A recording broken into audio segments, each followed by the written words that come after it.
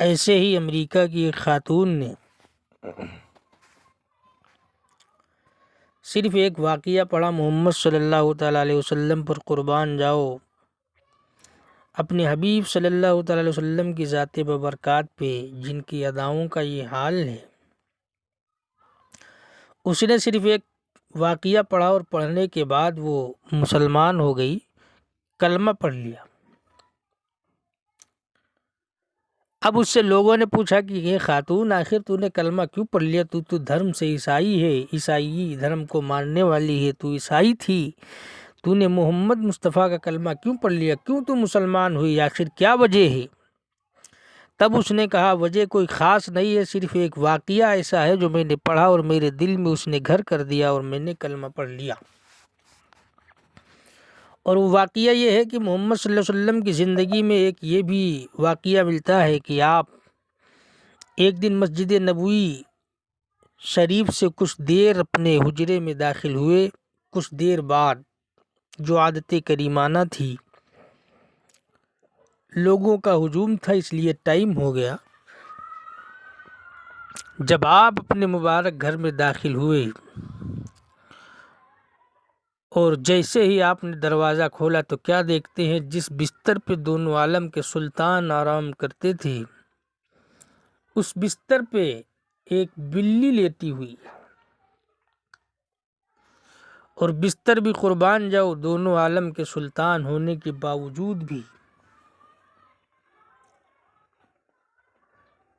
دونوں عالم کا مالک و مختار ہونے کے باوجود بھی آپ کا جو بستر تھا جس پہ آپ آرام کرتے تھے وہ ایک چمڑے کا بستر جس میں کھجوروں کی چھال بھری ہوئی تھی، اور جس تکیے پہ آپ اپنا مبارک سر رکھتے تھے، جس کے بارے میں جس کی ایک ایک ادا اور ایک ایک چیز کے بارے میں قرآن گواہی دیتا ہے،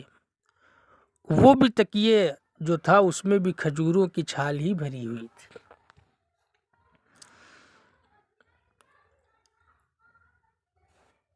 یہ ہمارے نبی حضرت محمد مصطفیٰ صلی اللہ تعالی وسلم کی صادقی ہے۔ سب کچھ ہونے کے باوجود بھی آج ہم ایک مرتبہ اپنے اوپر غور کریں کہ ہم لوگ کیسے کیسے بستر استعمال کرتے ہیں اور کیسی تکیہ استعمال کرتے ہیں، لیکن خدا کو ہم کتنا یاد کرتے ہیں یہ بھی سمجھنے کی ضرورت ہے۔ محمد صلی اللہ علیہ وسلم کے بارے میں بریلی کے سلطان نے اپنے شعر میں یوں کہا ہے کہ خالق کل نے آپ کو مالک کل بنا دیا، خالق کل نے آپ کو مالک کل بنا دیا، دونوں جہاں ہیں آپ کے قبض و اختیار میں، دونوں جہاں ہیں آپ کے قبض و اختیار میں۔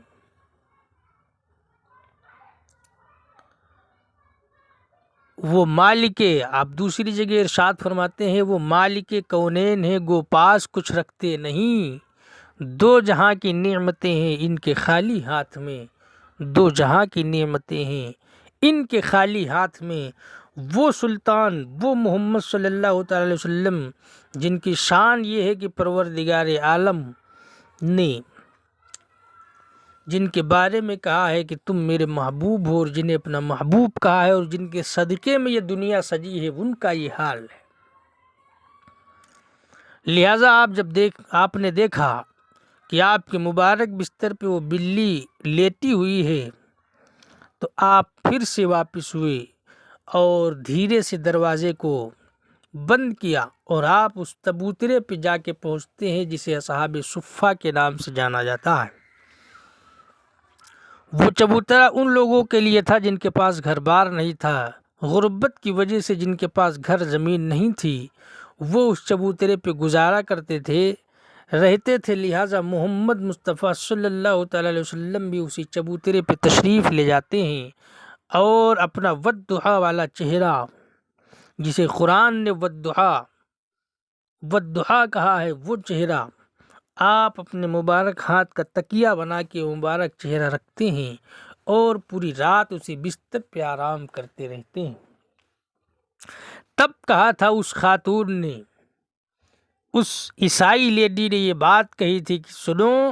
میں نے کلمہ صرف اس لیے پڑھا ہے، یہ واقعہ میں نے پڑھا اور میری جو ہے دل کی دنیا سنور گئی،